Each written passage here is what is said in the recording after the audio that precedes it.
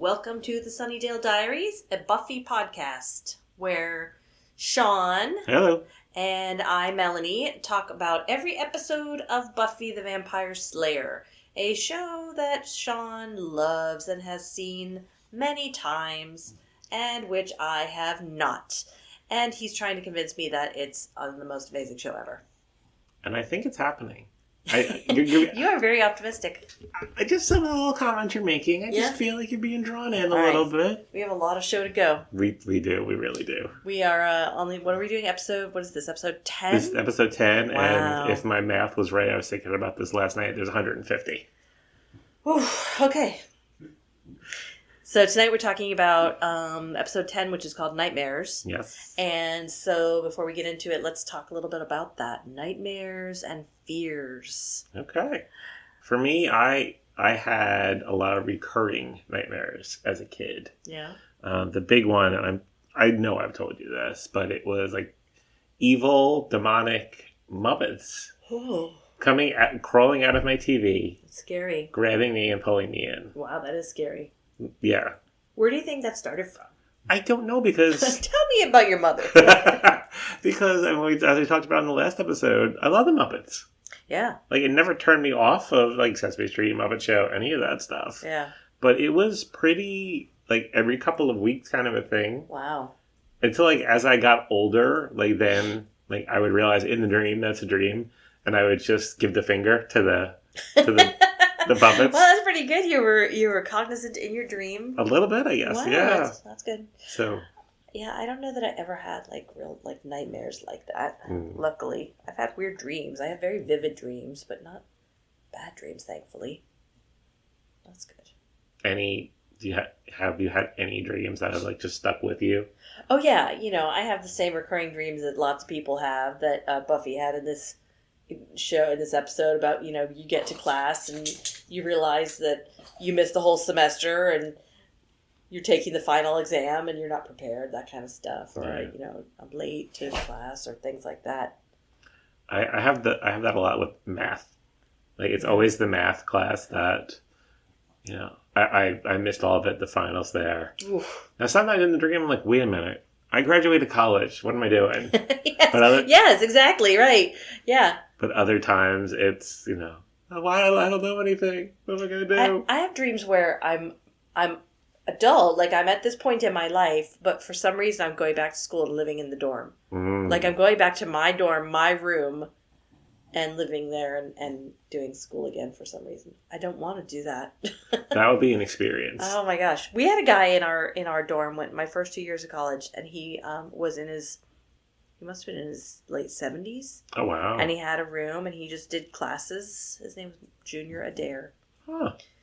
He liked me. He took me to Catholic, whatever the Catholic group is on campus, to their spaghetti dinner. And I worked at the front desk of the dorm, so I talked to everybody. Got it. But he was very friendly to me. And cool. Me and the 80-year-old. It was hot times for me. Yeah. Another one that I had, I feel like I only had the dream once, but still very vivid. I'm in my the den of the house I grew up in, sitting in front of the TV. My parents are going upstairs to bed. My sister's going upstairs to bed. And I'm watching, I remember specifically the title on the screen said The Late Late Show. And it was somebody sitting in front of a podium, kind of like the presidential seal kind of a podium. Mm-hmm.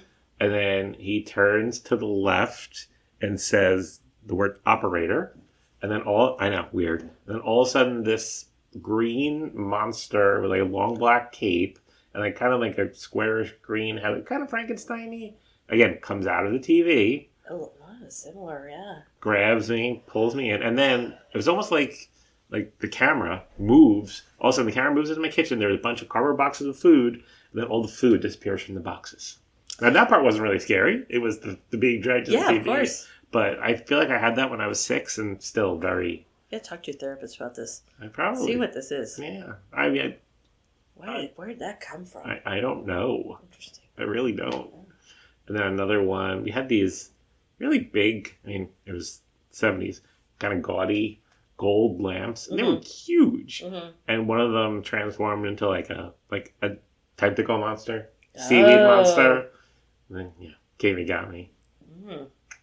Poor Sean. Yeah. Poor 6-year-old Sean. Yeah. And now, do you have bad dreams like that now? Not really. No. Nothing to that level. No. Once in a while, but I wake up and I'm okay. It's bad enough. Like, you ever wake up with like that? To me, it's almost like a paralyzed feeling in your legs. Oh no. Yeah. Have you ever had sleep paralysis? No. Oh, it's not fun. No, I bet. It's only happened to me a couple of times. Oh but my gosh. You wake up. But you're not really awake. You can't move. Some people like actually think they're seeing something in their room, watching them, but you can't move at all. But your eyes are open. It's not a fun time. That's only happened to me like 2 or 3 times. I do have one bad dream memory. It just came to me. Okay. I thought someone was in my room. I'm sure I was dreaming it. But this was what I did. I went under the blankets. I'm going to demonstrate this for Sean. I wish everybody could see this. So I'm under the blankets with my hands holding the blanket over my head like this. And this was my plan. The thing was on my bed, whatever it was. So I jumped up onto my knees with the blanket like this, threw the blanket backwards to trap the thing that was on my bed, and ran out. Right? I like that. That's pretty good, right? Yeah, that's good. Yeah. We may need to just record that and post it. That was I'll reenacting it. Yeah. So my bed was against the wall, and like the probably lower half of my bed was right next to the closet. And so, always thought something was going to come out of the closet besides me, and pull me in. So, yeah, a lot of like pulling in. I don't know what that's about. I need to explore that. Versus pulling out. Oh, jeez. This is a comedy podcast, not for young viewers. So let's talk about fears. So besides getting pulled into a TV. Mm-hmm. Do you have any phobias? That's a good question. Not the biggest fan of like really enclosed spaces. Like I'm fine in elevators. That kind of, but like I don't like going under my bed. Yeah. That's one. What are some? I'm trying to think. What are some common fears? Because I can't think of anything. I know I have some. Fear of heights? No, I feel like I'm okay with that. You and I have talked about my fear of heights. It's not so much a fear of heights.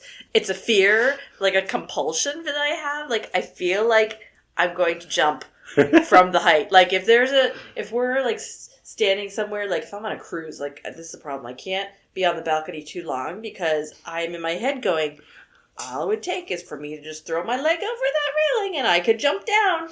And the feeling just gets so strong that I'm like, oh my God, I might do it. Like, intellectually, I know I'm not going to do that. Right. But the compulsion feeling is bad. So I, as a good friend, send Melanie random photos when I'm somewhere that's like by a railing or something. I have to take it and send it. There's a theme to our friendship. There is. You just torment me. Yeah. So you never would do like the ride on top of the Stratosphere in Vegas? No, I would not. Come on. I do. I love roller coasters. And I will do roller coasters, and in my younger days did all those carnival rides, but now that I have a sense of mortality and I have neck pain, I wouldn't. No, I don't think I could do the Stratosphere one. Got it. But I know you love all that stuff. I do. You're crazy. Yeah. So I'm looking at a website that lists, this is from Baptist Health. They just became our customer at work. Oh, congratulations. Well, let's see what they have to say about fears. Acrophobia, or fear of heights, is the number one. It says affects more than 6% of people. That's not a lot. I would think it would be more. Aerophobia, fear of flying. No, I'm most relaxed when I'm in the air. Wow. I love flying. I have gotten worse as I've gotten older. I'm at the point now where I have to take an Ativan when I fly. It's the taking off and the landing part. I mean, I don't do well with turbulence either. Yeah, so basically, anytime I'm on an airplane, I'm anxious. I mean, now granted, if the plane like suddenly falls 200 feet, I'm gripping the handrail really tight. Have you ever been on when that's happened? Have you ever been on a plane that did that? The first time I went to Vegas in 2007 with my friend Trixie Sticks, we met in Vegas, so we were both flying there separately. Mm-hmm. And the flight home, when we were flying over Texas, which is a big state, it was crazy. Plane was dropping, Whoa. Drinks were flying. I don't have a fear of flying, but I was not in a good spot.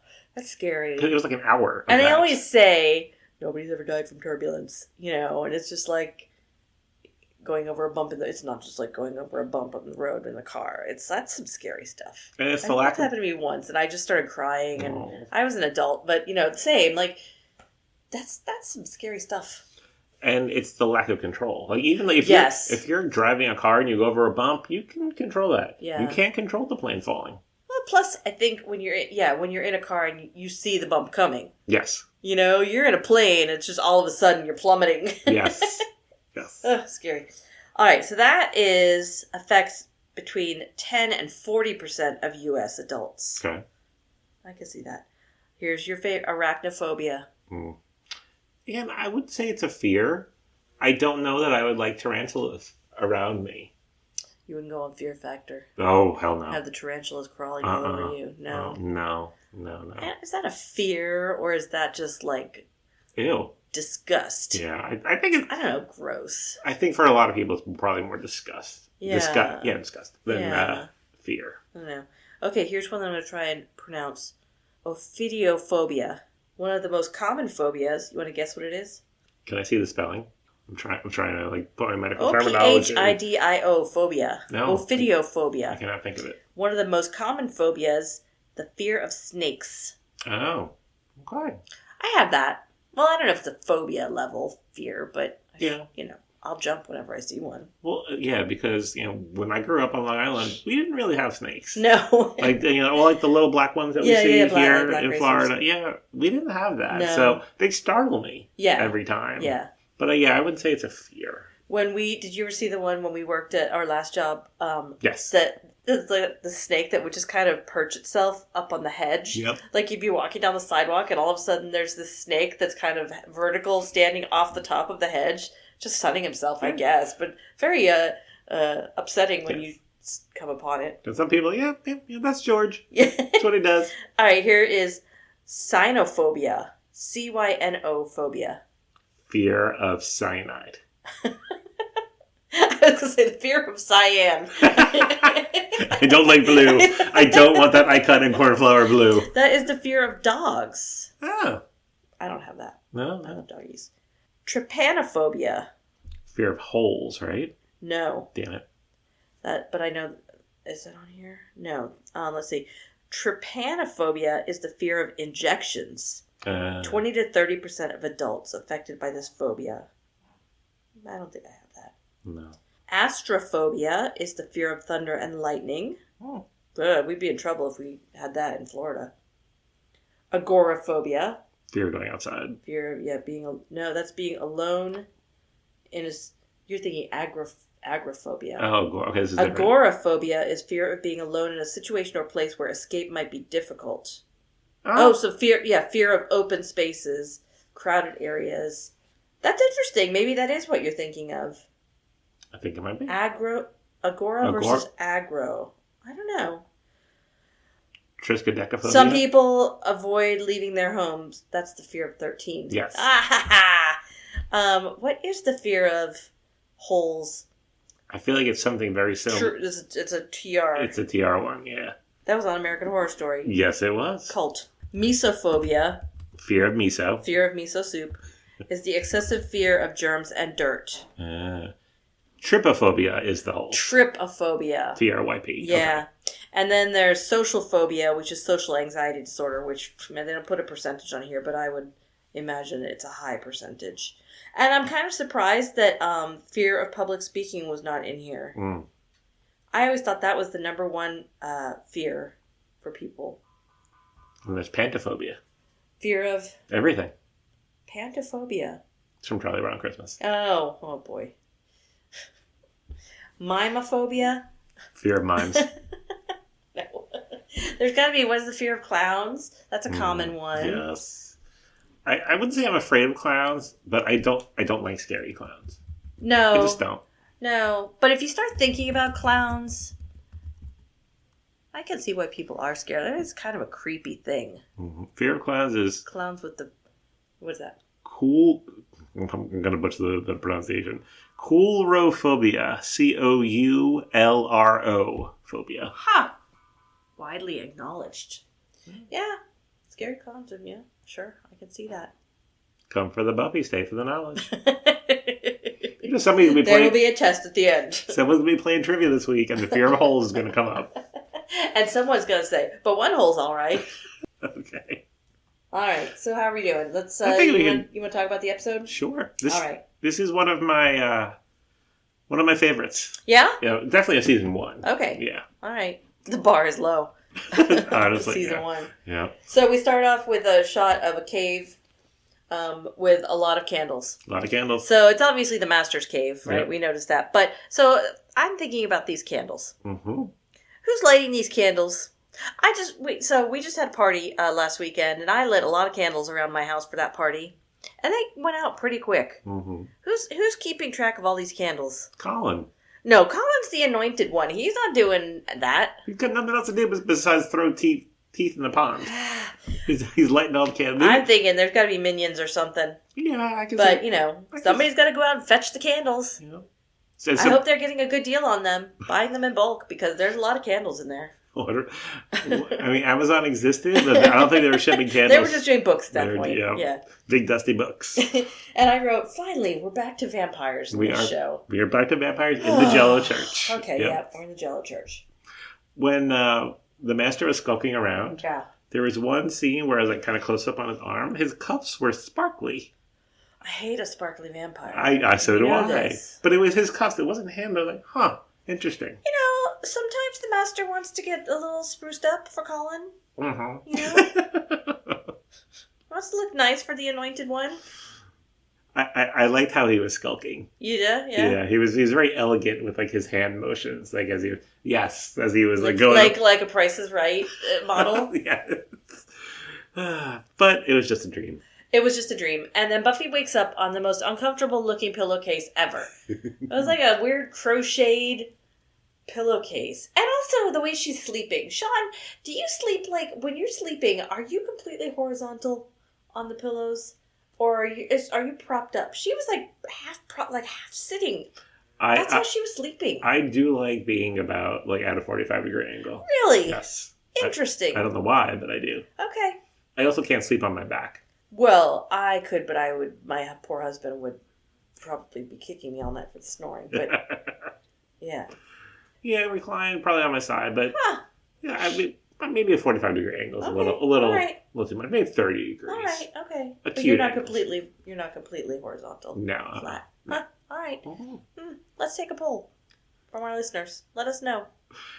Are you sleeping horizontally? Vertically? Vertically? You sitting up completely 90 degrees? What's your degree? Degree of somnolence. Ooh, that's a good one. That's good. Degree of somnolence. All right. So, she obviously had a bad dream. Yep. And then we go to school and we meet Wendell. Before we go to school, Buffy's father is mentioned. Oh yeah, Buffy's father is mentioned, and it's like, oh yeah, your dad. Is this the first time we heard about her dad? I think so. I mean, we know her parents are divorced, but I think this is the first time that they really mention her father. But it doesn't seem to be a really acrimonious thing when Joyce is talking about the dad. Right. I'm going to pick her up at school. All right, I'm interested to meet the dad. Mm-hmm. I'm in.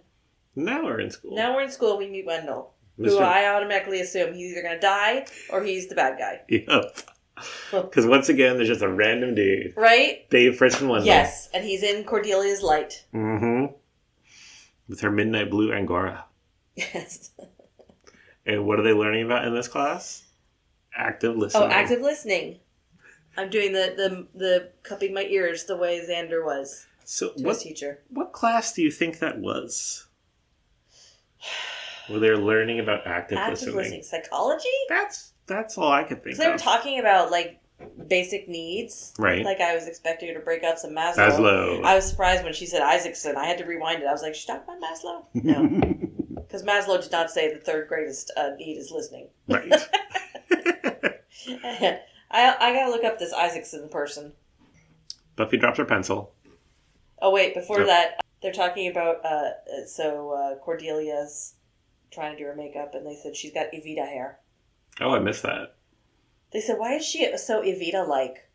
And they said, it must be the hair. And I was like, her hair looks nothing like Evita's hair, first of all. No. And then Willow says, it weighs heavy on the cerebral cortex. Okay, I do remember that part. Yeah.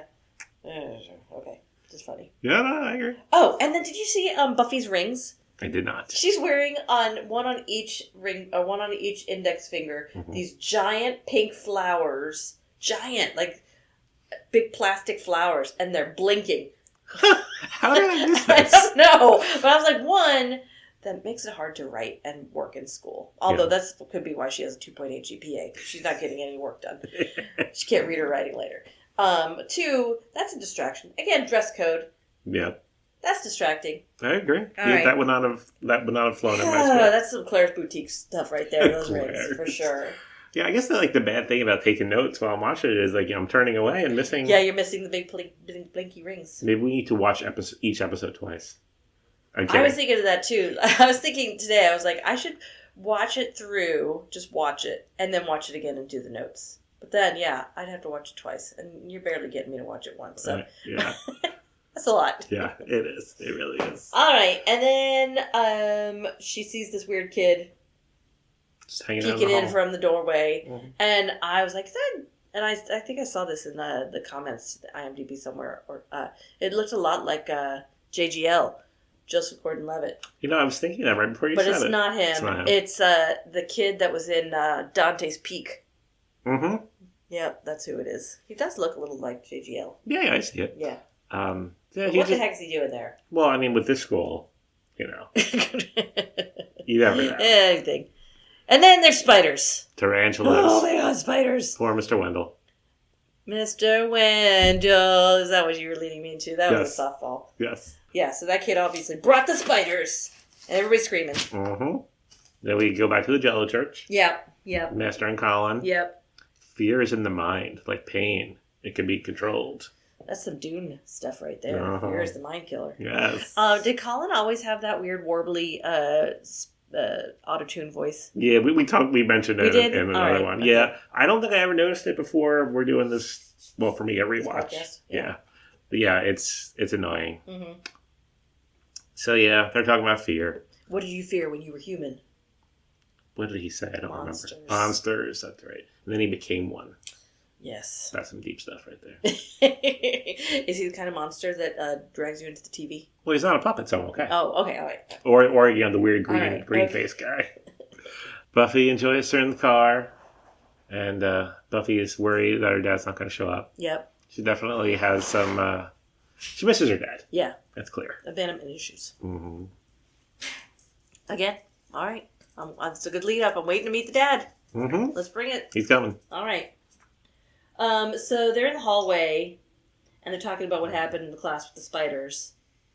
And one of them says, how do they not ruffle you? And he says, I think Xander says, I'm completely unruffled. And I thought, I've never heard anybody use the word ruffle. Like, I know you say you're unruffled by something, but I've never heard anybody use the opposite. I'm ruffled. I'm ruffled, yeah. Because that's a potato chip. We had them at the party this weekend. Yeah, okay. Again, another little fashion note. Xander's outfit, this show with the mixing patterns. Yeah. He's wearing, what is he wearing? And I want to know, there was some bad fashion in the 90s. Mm-hmm.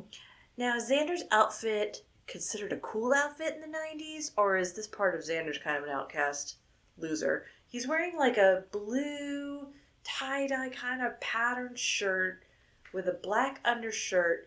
And then again, mismatched patterned pants. Really clashing. Not I don't know a lot about men's fashion, but what do you think about Xander's clothes in this show? I mean, I certainly was not the epitome of fashion in the late 90s, but I feel like I dress better than that. Yeah. I don't know.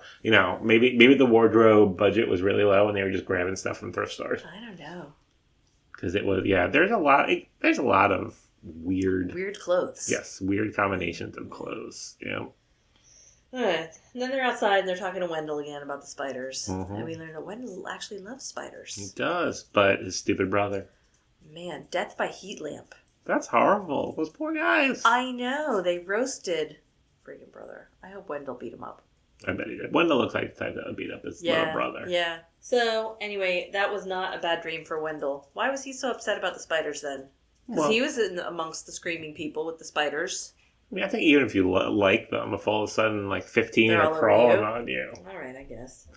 Go to the library. Giles looking a little out of sorts. Yeah, I thought for sure that, like, Jenny Calendar was back there and they were doing it. He got caught. That's right, she's not in this episode. We haven't seen Jenny in 2 episodes. She showed up. The techno-pagan. Yeah, Jenny the techno-pagan. She's busy with her bones. Maybe. Thought she was busy with Giles' bone. I know. That was just he was lost in the stacks, right? Yes, he was lost in the stacks. Okay. They're not insects. They're arachnids. Does that mean they're from the Middle East? Oh, this show. I love little clips like that. Oh, man. I bet you laughed. No, I did not laugh at that. Okay. All right. Cordelia's got a pink scarf. Yes. Very pink scarf. Yes. It reminded me of, like, Grease, too. Okay. I don't know why. I just did. All right. I know we've talked about scarves in the past, but... Because how often are they wearing scarves around their necks? Buffy... So this is a scarf count. I think this is this... Scarf count. This is another bingo card item. Scarf. Around neck. I know Buffy did once, and then that's Cordelia one. Yeah, okay. But now she's being nice. She's pointing out to Buffy, yeah, I know you haven't been in history class, but it's in this room. She's very wishy-washy. Yeah. Maybe she's schizophrenic. Jeez. From that medically prescribed lunch. Maybe that's what it is. Episode 4. So then they're in the history test. Yep. And Nightmare. Yep, for sure. Time is going by fast for Buffy. Yeah. She goes to write her name, pencil breaks. And she's got her own pencil sharpener. I don't know where she's keeping it, because it doesn't seem like she's carrying much stuff around in the hallways, but she has her own pencil sharpener. Yeah, and then suddenly the hour's up. Man, that's a bad day. That's not good. No. Not good at all. She's like, what? What's going on? It's over. Yep. And then there's Kid. Weird kid alert. Pseudo JGL. Yeah.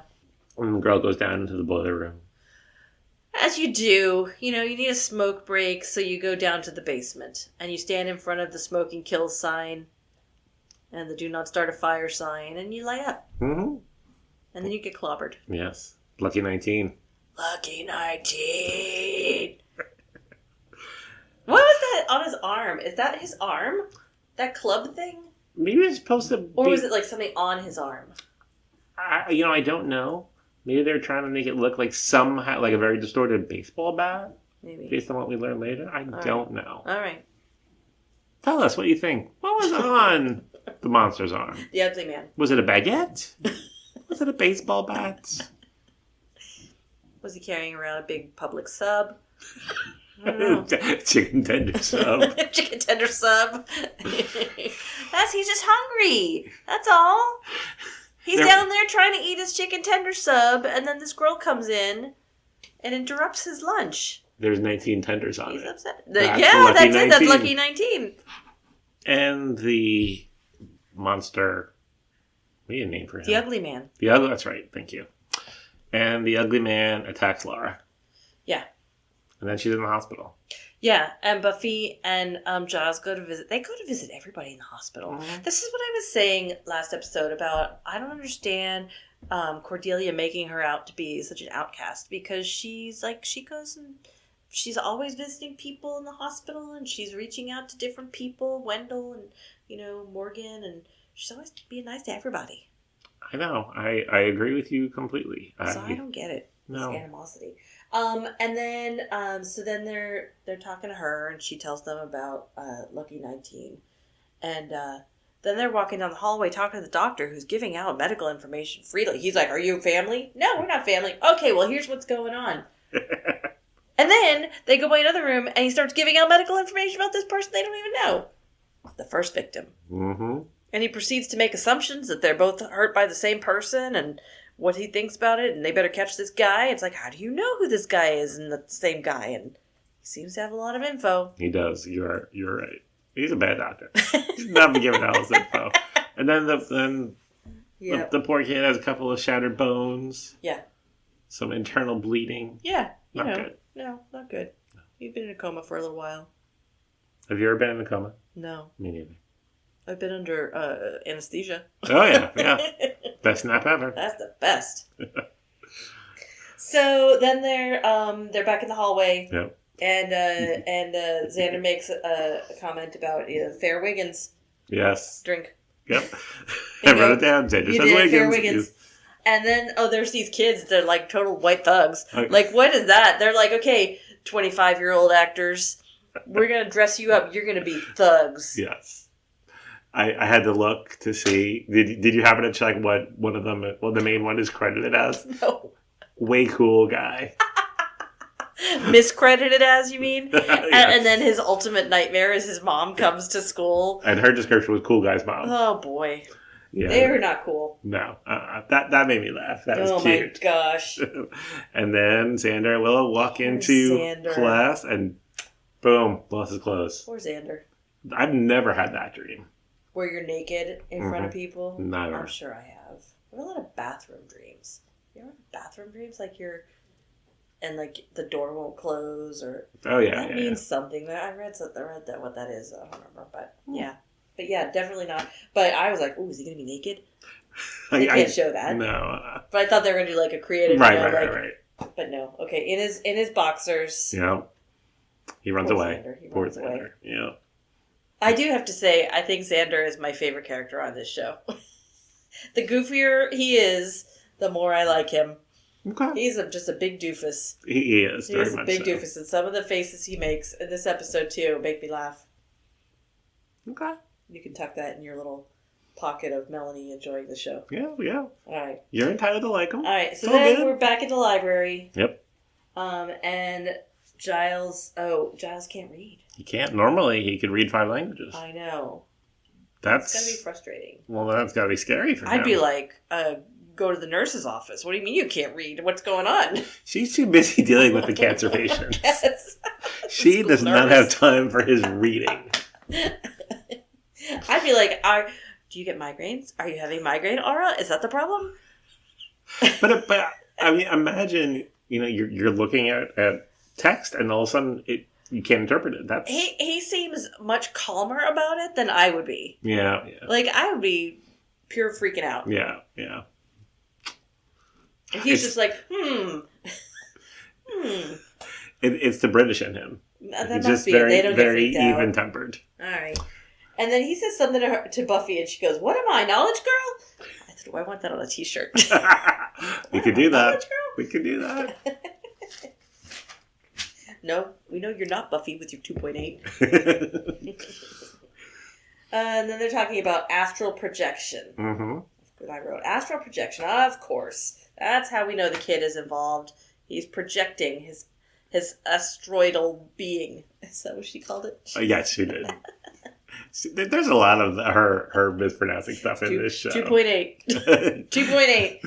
I'll give you a spoiler of that meaning. There's an alfalfa in the future. Oh boy. It's a mispronunciation. It's not really alfalfa. Oh, okay. But all right. There's a lot of this. All right. Yeah. So we find out that the kid's name is Billy. Yeah. From the newspaper. Yep. And he is number 19 on his baseball uniform. Lucky 19. Lucky 19. We still don't know what it means or why, Mm-hmm. but we know he's involved somehow, and he's projecting from his coma. Mm-hmm. We meet Buffy's dad. This is going to go over your head, probably. Over most people's head. Almanzo! Mike. Monzo! Nothing, huh? Nothing. Little House on the Prairie. He was like the sweet, lovable husband. Almanzo. He was Laura Ingalls Wilder's husband. Did you recognize it right away? Yes. Okay. Hey, Mike did too. He's actually on Instagram. I guess he does a lot of conventions and stuff, and so he's active on Instagram. I've just been seeing him recently, so when I saw him, I was like, oh my gosh. So does this mean the next time we go to a con, Almanzo. we get to run up to him and be like, Almanzo? Yeah, like, what am I going to ask him about? Am I going to ask him about this awful thing he does in Buffy to Buffy? I'm going to ask him about Almanzo. How was it playing Hank Summers? No, I'd probably say Almanzo. Almanzo, yeah, you would. Eugene. I loved you as Almanzo. He's an asshole. Man. I mean, he did a good job playing a jerk. He did, and part of me is like, man, to have a relationship where you just speak your truth like this. It's going to be liberating. Then I was thinking, oh, this is obviously a nightmare scenario for her, but she's got some issues here. But, yeah, man, he laid it out. I think, yes. Ouch. I think the worst part of it when he says, these visits, they're not doing anything for me. So let's just stop. All right. Kind of pats her on the shoulder. He's like, I'm out. The tears running down her face. I know. Oh. But let me ask you, when she introduced him to Giles, she said, this is Mr. Giles. Uh-huh. What is his first name? Do we know this? What's his first name? I thought that was his first name. Mister? No, Giles. I thought Giles was his first name. It's Rupert. Oh, okay. All right. So they just call him Giles. Interesting. Sorry. That was really stupid. Mister. Oh, man. Yeah, Rupert Giles. Oh, man. Okay. All right. I probably knew that. But yeah. I was like, Mr. Giles? They never call him that. All right. So yeah, Dad's out. Yeah, he's gone. Poor Buffy. She's crushed. Mm-hmm. And then we cut to Cordelia's hair. You know, I thought of the episode of Friends. With Monica's hair? Yeah, that's where they go. I think it's Barbados. Yeah. That's what I wrote down. Yes, Cordelia's worst nightmare is Monica hair. Because it's big. Full. It's big. She doesn't need to bump it. And did you notice her little barrette is a little ducky? I did not see that. There's like a theme. Duck theme. Well, that's right, because Willow's wearing a duck shirt. Yeah. Yeah, she is not happy. They're dragging her into the chess club meeting. That did make me laugh. I was like, oh, Cordelia. Oh, Cordelia. I say that a lot in this show. Oh, Cordelia. I want to know where is Principal Snyder? Because Billy is just still wandering around. He's skulking around the auditorium. Still? Yeah. Clean up the brains? Yeah, because it's dark in there, so he's, skulking. He's a skulker. Yeah. I get it. Okay. Buffy meets Billy. Yeah. And they talk about Ugly Man. Yep. And Ugly Man shows up with his public sub arm. And he whacks Buffy hard on the head. Like really hard. Mm-hmm. And she gets up like nothing. She is the Slayer. He hit her hard. One girl. Whole world. Chosen one. She got the cranium, man. Got super thick skull. Cranium, yeah, I guess so. If she was the one in the last episode where the guillotine was coming down her head, it would have bounced right off. Bounced right off. Smack Mark in the nose. Oh man! And then we have the slowest fight ever. Yes, with lots of tumbling. And lots of the Ugly Man screaming and grunting. Like there was a lot of it. Yeah, it's better than her screaming and grunting. We didn't get as much of that. She does walk out with a little limp, though. She does. So she's not totally impervious. Mm-mm. Good word. Thank you.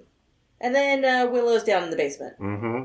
And I noticed they have cages down there, like storage cages. Mm-hmm. And it reminded me of one of my first jobs in IT when I worked at the hospital up in Gainesville. And we used to have to go down to the basement to get equipment and stuff. And that's what it was. It was just all cages for the different departments. That's where they could store their stuff. Was it dimly lit? Yes, it was. It was kind of scary. And so I'd go down there by myself with this huge ring of keys, jingling around to the back of the basement to get into the correct cage with all the dusty computer stuff. When I was leaving there, or when my friend was leaving his job there, my boss and we made a little scrapbook for him of all memories from that job. And we went down to the basement, and one of us traced the outline of the other one on the basement floor and took a picture of it. Don't forget the basement. Nice. Oh, yeah. I like it. Yep. Xander is... I wrote down Nazis and chocolate. Well, I mean, I was curious about why they went with the swastikas. Who doesn't fear Nazis? I guess you're right. Yeah. Okay. Yeah, and then he's just picking up chocolate off the floor. Okay, so I can understand, chocolate, and you pick one up, and you're like, yeah, okay, I'll enjoy this later. This guy was gorging on each chocolate bar as he found it, and I was like, man, who opens up a giant chocolate bar like that and just takes a giant bite? Xander does. I guess. It was a big bar. It was a big bar. And then there was a Hershey bar. Yeah. And I rewound a couple of times because it looked like they were kind of like half blocking out the logo. They did have to block out, yeah. Okay. I couldn't tell if not. Yeah. But they didn't have to block out the hurricane bar. Chocolate Hurricane. That's going to be somehow incorporated into this episode title. Okay. I don't know how yet. Chocolate Hurricane. And then Willow's pushed out on stage, and she wearing a kimono? Yeah, she was Madame Butterfly. they were performing, and she didn't know, and she didn't learn the words. And we already know she has a fear of being on stage from last episode. Mm-hmm. Poor Willow. Yeah. Yeah, that was... Poor Willow. Not only going out on the stage, but going out and having to do opera. Mm-hmm. With, the... Whatever he was. Yeah, he was pissed at her. He was not Rightfully happy. so. Oh, yeah. So then we run into the chocolate hurricane. We run into the chocolate hurricane. And he hasn't had one since his 6th birthday. And the clown shows up. Mm-hmm. Scary clown. Mm-hmm. Don't like it. Again, clowns. Yeah. Creepy. I mean, this one was creepy because it was carrying a knife and chasing him. So that, I'd be afraid of that too. Yep. Then we go to the graveyard. Yeah, all of a sudden they're in a graveyard. Mm-hmm. Well, I mean, how many times does that happen to you in dreams? You're in Publix, and then all of a sudden, you're in the Eiffel Tower. Yeah, and the master is there. You're prettier than the last one. Yeah, you could really see his pink nose in this. Now that he's out of the Jello church, yes, yeah, yes, very pink. A dream is a wish your heart makes, and he throws her in the grave. Yeah, do you think they had to pay Disney for that? I don't know. Mm. Do you know? Email us at thesunnydalediaries@gmail.com. Give us the inside Disney scoop. How much money did they have to pay? I will say buried alive. I mean, I don't think it's a fear. Like, I don't constantly think about being buried alive. But it would be an awful thing. It would be an awful thing. I read something when I was a kid about Edgar Allan Poe, that he was so afraid of being buried alive that he designed something at his grave. It was like a little bell or something, right? I've heard about this. Could be rung, or I don't know if it was him or that was like a thing that they would put at graves, in case somebody got buried alive. I mean, I don't know how often that was happening, but it was a concern. Yeah. I don't like it. Just the thought of it is... the thought of it is awful. Yep. I remember in the early 90s, my sister was, and still is, a big Days of Our Lives fan. Yeah. And one of the characters... Carly gets buried alive. Ugh. Yeah. Not fun. No. And then Buffy's a vampire. Buffy's a vampire. Another big fear. So we're just going from fear to fear to fear, and it's all playing out in real time, right? Mm-hmm. I thought you looked good. Like, compared to other... I did, too. I was like, oh, she's kind of pretty as a vampire. With that weird makeup. And she was able to talk with the prosthetic teeth. Yep. Without a problem. Yep. Unlike Darla. Darla couldn't do it. That's why she's dead. Because Julie Benz is not the actress that... I almost said Christy Swanson. That Sarah Michelle Gellar is. The clown is chasing Willow, Xander, Giles down the hall. And Xander... Makes a stand. That's what you do. Makes a stand. It's like giving the finger to the evil Muppets. That's right. He just punches them, knocks them out. That's You're right. a bad clown. So then I was like, okay, so that's the trick. You just have to face your fears. I thought, okay, now they're all going to do that.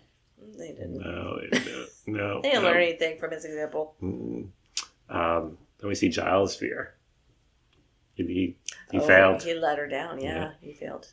And this time they got the right birth year on the headstone. They got 1981. Yes, I remember talking about that. Yes, 1981, yes. Which is consistent throughout the rest of the show. All right. They've redeemed themselves. Yeah. And way to go, Joss. And team. And he's there at the grave, and then a hand comes out. And Carrie. I was just going to say. Oh, you said you were going to bring up Carrie. Yes. Yes. So my sister watched Carrie with my dad when... somewhere between, I guess, like 9 and 12 years old. Oof. But she was the one, apparently, according to my dad, like, she wanted to watch it. Wow. So, the scene at the end where the hand comes out, it scared her so much to this day. Now, she is turning 50 in a few months. Yeah. She'll watch the whole movie. She will not watch that scene. Really? And I have tried, like, it's really not bad. It's not. I mean, it's like a jump scare. It is. It's a good jump scare. But if you know it's coming, like, she will not watch it. It really affected her that much. But yeah, she comes out. And then they go to the hospital. And Giles is just yelling at Billy in the coma. Wake up! Yep, that's not good. I know. They were like, we just have to bring him out of the coma. I was like, yeah, sure. We're just going to bring him out of the coma. Because that's what you do if you in a coma. You just nudge him a little. Yeah. Oh, wake up. No sweat. Giant hornets. Yeah, that was some good CGI. Yeah. It wasn't even CGI. I don't know what that was. No. That was just superimposing picture of giant hornets. Mm-hmm. And the ugly man's coming down the hall. With his chicken tender arm. And Vampire Buffy kicked the crap out of him. Yep. I loved it. Yep. And then, so what I think is happening at the end when she tells Billy, you need to finish it, I think he's pulling off a mask of the ugly guy, and that's, because then they're revealing that it's actually... That's the coach. Yeah, the Lily coach. I think so too. Okay. Yeah. I wasn't sure. Facing his fear. Mm-hmm. Yeah. And then, boom, everything's back to normal. Yeah, I was like, when the coach came in, that coach is dumb. Yes. Like, why are you going back? Why wouldn't you just make yourself scarce? A lot of people return to the scene of the crime. I guess. Insert themselves. I've learned this from Criminal Minds. They insert themselves into the investigation. They stay close to things. And who was a guest star on a lot of episodes of Criminal Minds? Nicholas Brendan, who plays Xander. He was? Oh, yeah. Oh. Oh, he was! He was the girlfriend, or the boyfriend of the nerd girl. Oh, okay. Yeah. That's right, I forgot. Mm-hmm. Yep, and then everything's back to normal. I did not like that Billy woke up with, I had the strangest dream. Ugh. And you were in it, and you... Like, I know. I guess they were, like, from Wizard of Oz. That's what I thought. That's what it was, yeah. They didn't have to do that. They didn't. He came out of that coma so fast, it was just like, yeah, hey guys! Can I go play baseball now? And, You've been in a coma for a week. You're not standing up out of that bed. and Xander grabs the coach. Yes. You're not going anywhere, buddy, because he's got newfound bravery and stuff. He's standing up to injustice. Mm-hmm. Mm-hmm. As it should be. Mm-hmm. And it really ends with that, right? Yeah. Oh, well, her dad comes back. Oh, that's right. Yeah, dad comes back and meets her at school, and they're happy, and he's happy to see her. And he's taking her to the prairie. Yes. He pulls up in his covered wagon, and they head off to the prairie. Nellie's in the back with her ringlets. With her wheelchair. No, I was going to say that, and I chose not to. Yes. I'll say it. Okay, so how many stakes? I like this one better than the last episode. What did I give the last one? 3? 5. All right, I'll give this one 3.5. 3.5. Wow. We are ascending. Yeah. I like that little mountain climber for the Price is Right. Yo. And we're yodeling again. You got a favorite line? What did I say earlier? I said, let's see. What was yours? I kind of liked... Okay, I guess 2. One is, I'm not even on the chess team, just because it was so funny. And then I did like a dream is a wish your heart makes, just because of what he does right afterwards. No, I would say, what am I, knowledge girl? That's the one I wrote down, so that was good. So it seems like you're starting to form some connections to some characters. Yeah. Interesting. Xander. Yeah. Sean looks at me smugly. Just you wait. I mean, I'm not ready to put a tattoo on my arm or anything. I mean, that's 150 episodes later. Oh, okay. It's going to say, I made it through. I don't have to watch any more. So that is the end of episode 10. Yeah. So what do we have now? We have got one more? We have 2 more. 2 more. Okay. We have, I think it's called Invisible Girl. Oh, yeah. I've heard of this one. Yeah, that was the With first Clea one. Duvall. Yes, this was the first one. And I just found it by accident when I was looking to the channels. Yes. So there's that. And then we have Prophecy Girl, which is the season finale. Are these like Invisible Girl or Prophecy Girl? Or are these like new American Girl dolls that haven't been released yet? No? Well, you wouldn't be able to find Invisible Girl. Oh, that's true. It's just an empty box. It's like the Cabbage Patch Kids in the 80s. Impossible to find. Yeah. I'm thinking that maybe we should watch the season finale together. Ooh, I like it. Okay. All right. All right. So, thanks for listening. Yeah, thanks. Thanks for sticking around. Give us a rating or review if you can, if your podcast platform supports it. We would like to hear from you. So far, the only person that has contacted the email address is me. That's not true. We got somebody trying to get our business that's right. to improve our social media presence. Great. We don't need you. We have 5 followers. That's right. But yeah, go ahead and follow us on our various socials, Facebook, Instagram, YouTube, Threads. We pop up on Reddit now and again. Check us out on our website. thesunnydalediaries.com. And we will see you next time to discuss Invisible Girl. Bye! Bye!